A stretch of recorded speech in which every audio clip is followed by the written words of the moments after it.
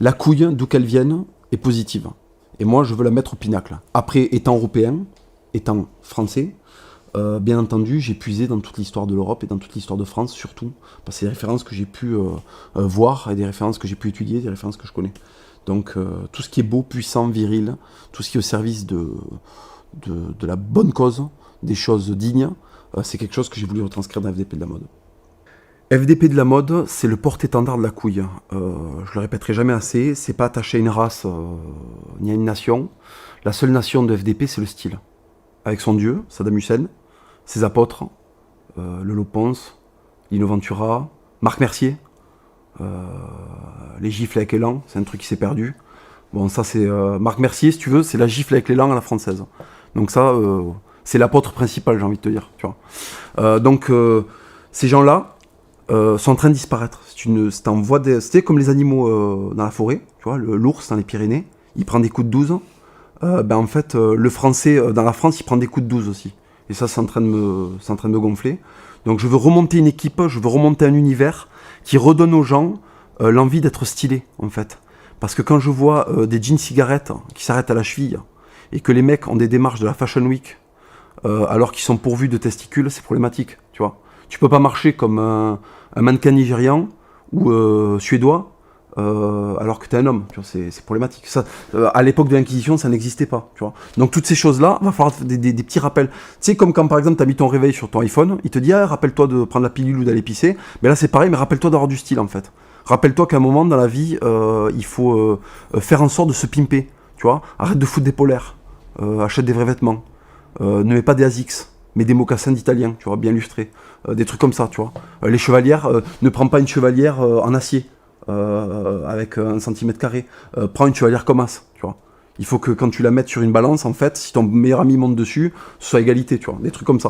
Voilà. Et ça, il faut le réhabiliter. Il faut que, en fait, les gens comprennent que c'est par le style de vie et vestimentaire et intellectuel et physique qu'on va revenir, en fait, à une estime de soi. Voilà. Et pour ça, il ne s'agit pas que de mobiliser, si tu veux. C'est un truc qui est universel, tu vois. Par exemple, moi, ma compagne est congolaise, j'ai découvert la street crédibilité du Congo, tu vois.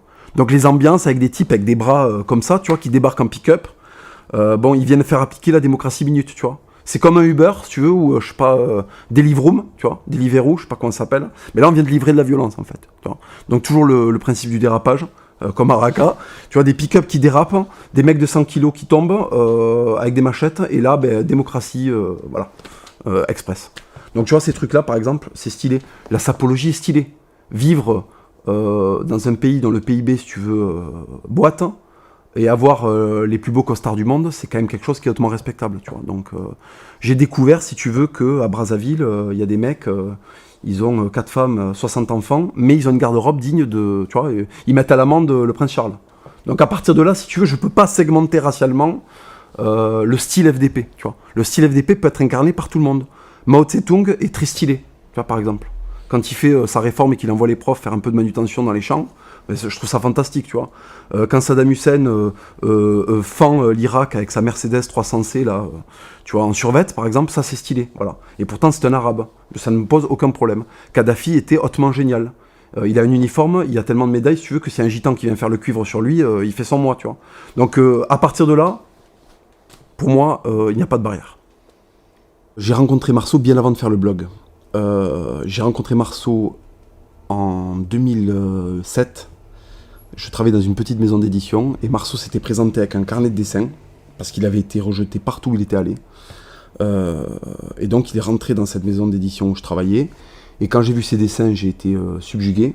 On est devenus amis par la suite. Et moi, j'ai entrepris de fabriquer mon blog. Petit à petit, Marceau a perfectionné sa technique.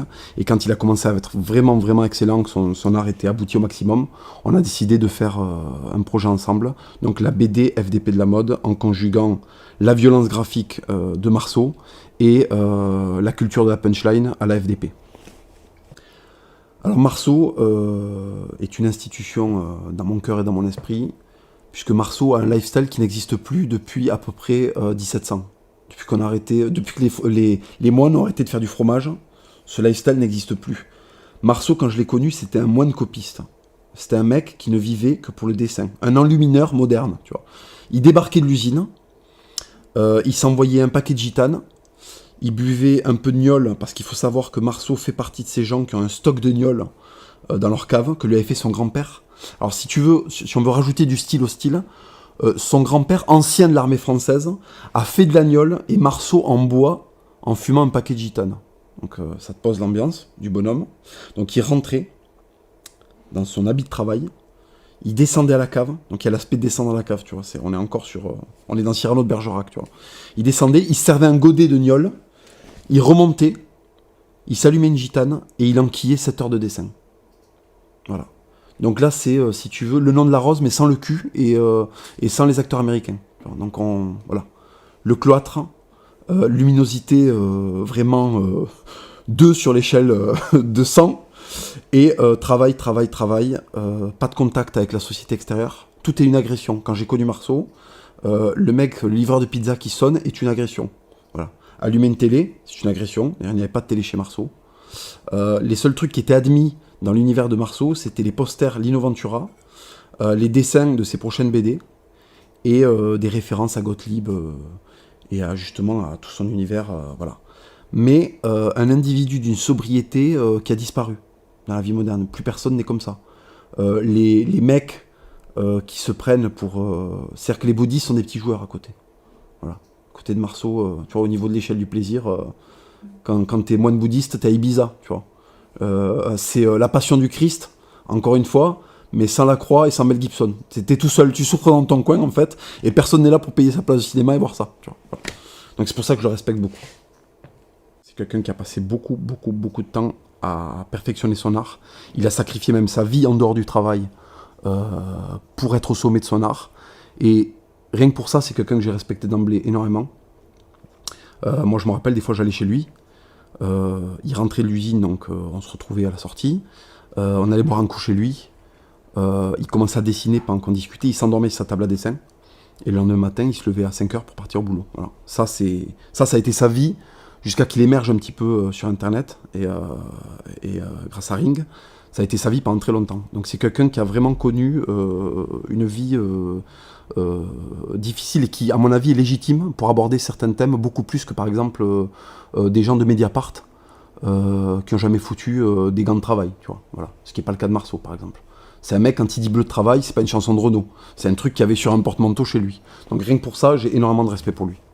Alors, Fils de pute de la mode est né, cette idée, sa conception, est née d'un visionnage d'un film de Lino Ventura sur W9 en 2011, qui était suivi juste après par un film qui s'appelait Jacou le Croquant.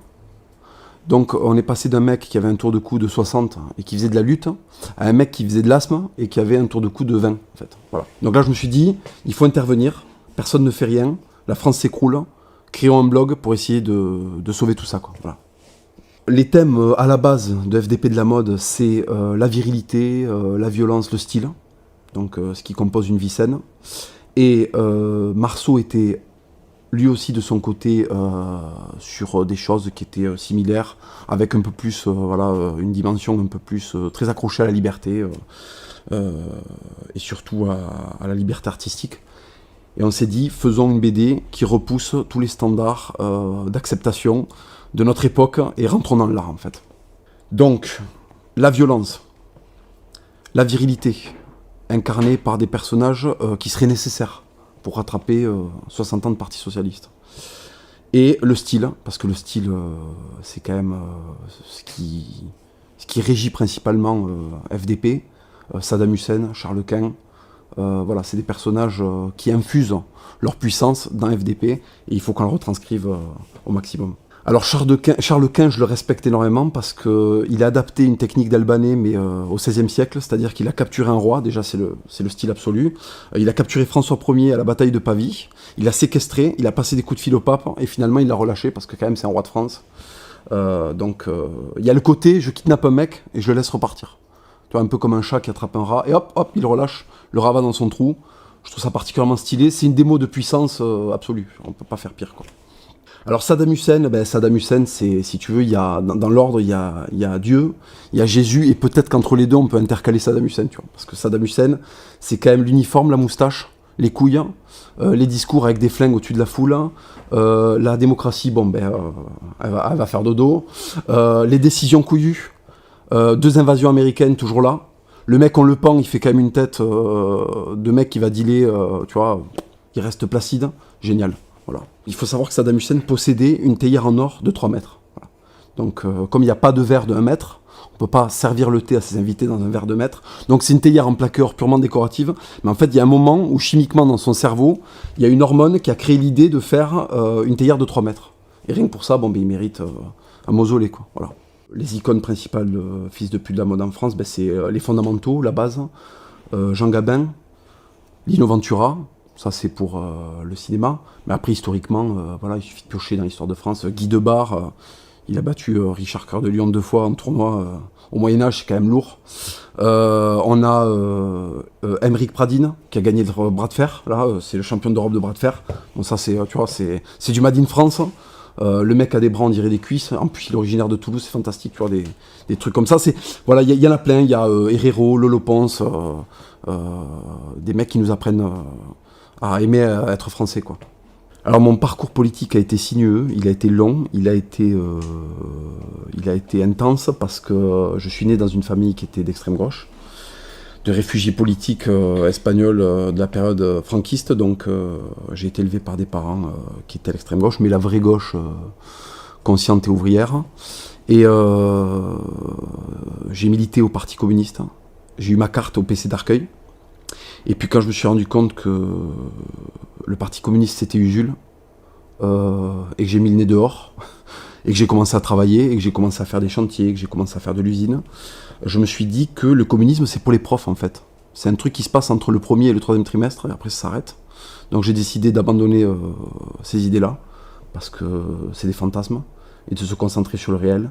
Et malheureusement le réel te fait plus adhérer aux idées de Saddam Hussein par exemple, que à celle de Robin des Bois ou de Karl Marx. Voilà.